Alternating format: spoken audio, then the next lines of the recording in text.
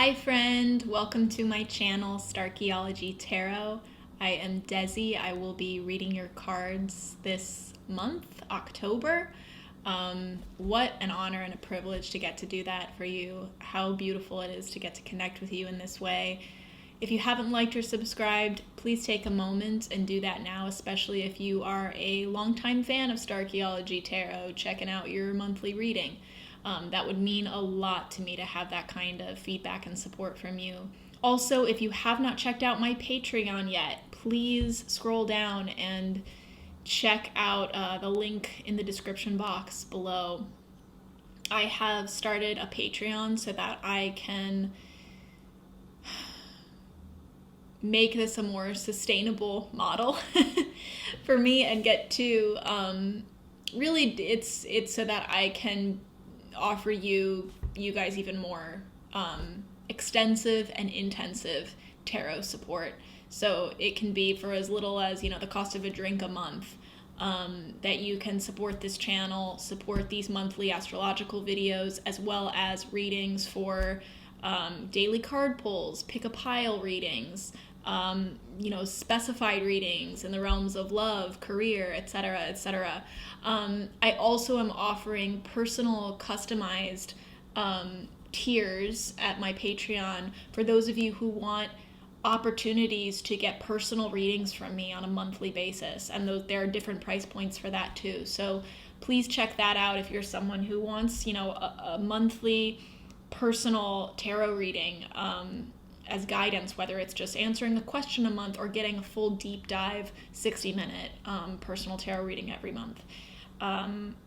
So far I have patrons on all three tiers. I'm so grateful to you if you are a patron. It is such a blessing to have you as part of the community over there, and I really, really am excited to see that community grow and hope that you'll join me over there. So please check that out. I do want to take a moment and just comment on the energies right now in October. I know that there are a lot of empathic, a lot of intuitive people tuning in to online tarot, and I'm sure you guys can feel it too. This is a pretty intense time right now. I think there's a massive awakening going on. And a lot of people are experiencing things coming up that need to be healed. So it means even more that you're joining me here at this time. I think these October readings are going to be really important for everyone. If you're looking at your sun sign, that is awesome, but know that these readings are good for your sun sign, moon, rising, and Venus. So if your sun sign isn't quite resonant, definitely check out your other placements.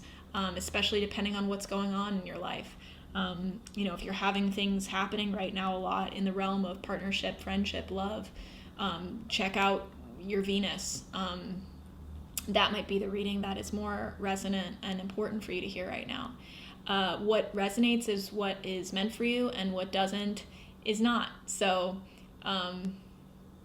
take what's yours and leave the rest. This is a low stakes situation, and I'm just hoping that I can offer you a little bit of help, a little bit of guidance, even if it's just a tiny little tidbit that does the trick. Okay, Gemini, let's stop talking about that, because we're still going to do more talking, but it's going to be about your October tarot reading. Let's dive into it.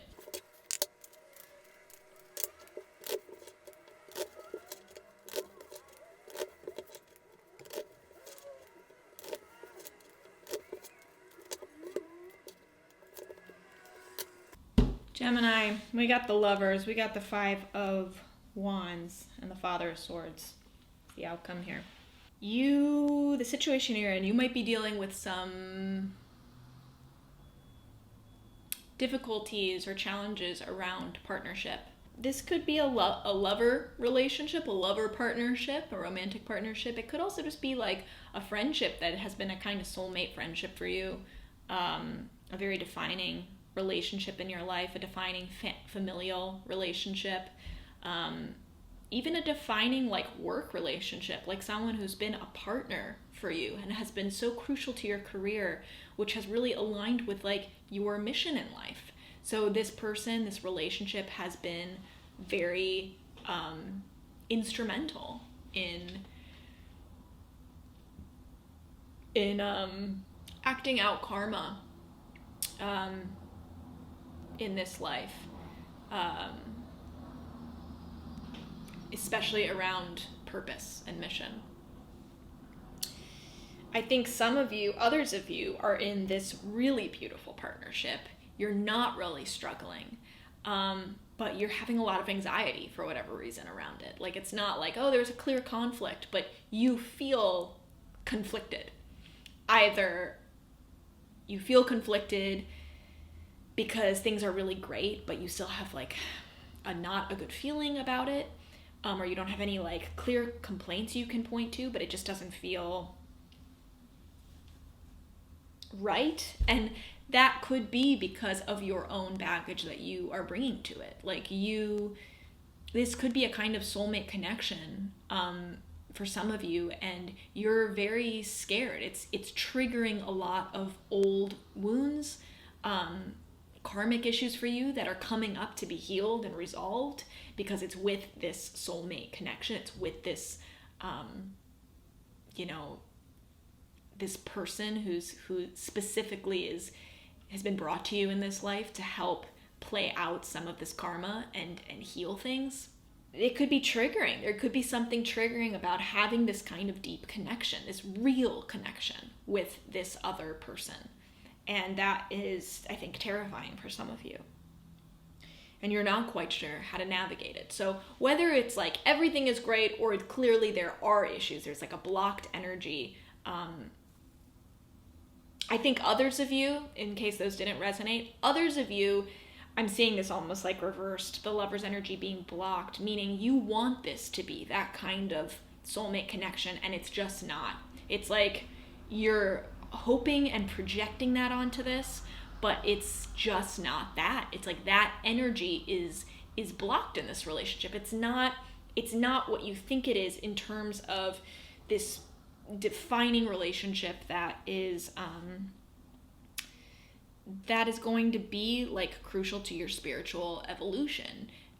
It might not even be long term. Like, this could be a relationship that is important. It could be karmic, but that element of the lovers that is like, this person's here for you for the long haul. Like, this person's on this journey with you. They're a person sent to you. You're sent to each other. You have found each other so that you can go through life with each other as this environment to work out karma and learn and grow. And it's like, this could be an important relationship for you, but it might not be that. It might not be that long-term safe space in a person, that you're looking for. So whichever of those were the most resonant, there's clearly a lot of confusion around this relationship, around this partnership, around this person. And the advice here is specifically around conflict. There's conflict that may be making you feel somewhat disconnected, not only to the other person, but to yourself. 5 of Wands comes up to remind us that conflict like that is conflict is a part of life. It is not, it doesn't make or break things. In fact, conflict can be very important. It can be important for us to distill our beliefs, to uncover our beliefs, discover our beliefs, double down on our values, or just even like figure out what our values are. Figure out what we're okay with, figure out our boundaries, and be able to like speak and fight for those boundaries. That often only happens in conflict. Conflict is often the context in which we figure out these very important things, because when we're in something that doesn't trigger those things, we're not conscious of the things that we need, because it's already happening. It's like seeing the color blue and recognizing blue when everything is blue. You can't see blue. And that's the beauty of being in relationship with others, where there is conflict, because those conflicts are opportunities. They're not always alarm bells that something is bad or wrong. So the advice here is to not take the conflict. If conflict is appearing, don't, whether it's with others or within yourself, don't take that to mean something in and of itself. It's there for you to figure something out. It's there for you to learn something about yourself. And this is not a time for you to abandon yourself, Gemini. This is a time for you to figure out which voice is yours, if that conflict is inside of you, which voice is the one that belongs to you. And don't abandon that voice. Bolster that voice. Shout louder to the other voices within you. Or if that is with someone else, like and someone else is saying, I think this and blah, blah, blah, that's what's important to me. Don't shrink. Don't abandon yourself. That's an opportunity for you to lovingly, but very clearly and powerfully say, I disagree. This is important to me. And I'm going to make sure my voice is heard. I'm not going to abandon myself in this time. Conflict doesn't have to be scary. There can be joy in doing that. It's almost like playing. Like, think about it as children playing. You know, if you are approaching this as if it's a game, the stakes plummet. And you're able to do things like that seem scary. You're able to do those things suddenly with a lightness and a love in your heart, not fear, which is how we should always approach conflict, with love in our hearts. Like, I don't have anything to lose here. And also, I respect where you're coming from. This is how I feel. Like, this is what is in my heart right now. And I'm going to express that joyfully. And confidently. And it doesn't have to be aggressive. It doesn't have to be, it doesn't have to be, aggressive or offensive. It's almost like the way that children play. Like the way children play, there's always opposition. There's always duality. There's always conflict in that playing. But because it's playing, it's joyful. And if we can apply that same mentality to conflict in game as we do to conflict in life, our lives can transform. And that's really what I'm seeing for you, Gemini. If you're able to do that, what you come out as this month, is someone who is able to make swift, clear decisions, to make judgments that they feel good about, that are informed from their life experience and their belief systems. I feel like where you're in right now, it's almost like you feel a bit trapped, like you can't make a decision, or you're unclear how to judge something, or there's like a lack of certainty, a lack of sovereignty and trust in your own mental authority or your ability to make a decision and to be kind of this, like, it's like a king card, like this magnanimous, decider. Decision maker, someone who's like, okay, I will hear everything out, but I'm ultimately going to make the decision that is what I honestly, genuinely feel is right. Let me do that now. And there's like a calmness and a confidence to that, and that really is where you are what you are coming into, this kind of wisdom as a decision maker and a judgment maker. Because we're all judging things, always. Sometimes when we delay judgment, we think we're doing that out of kindness, but really we are causing harm to ourselves and others when we are not passing judgment that needs to be passed. Judgment in and of itself is not necessarily bad. It's just the way in which we move through the world and make decisions, which always need to happen. Even wrong decisions can be ultimately right if they led us down a path of learning something that we needed to learn. I hope this was helpful, Gemini. This is really a beautiful reading, and I would love to hear how this looks specifically for you in your life. If you have liked and subscribed, thank you so darn much. If you are a patron, I love you. If you want to become a patron and support this channel, support this work, help me to give you better, longer, faster, stronger tarot readings that are more intensive, more expansive. Essentially, if you want to help me help you better, please consider becoming a patron in the link below for just as little as a few dollars a month. It helps me enormously.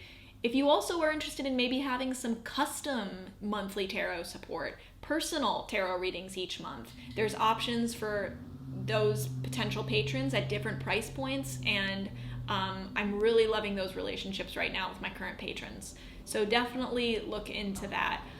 Thank you so much, Gemini. I love you. I am rooting for you this October, and I'll see you next time.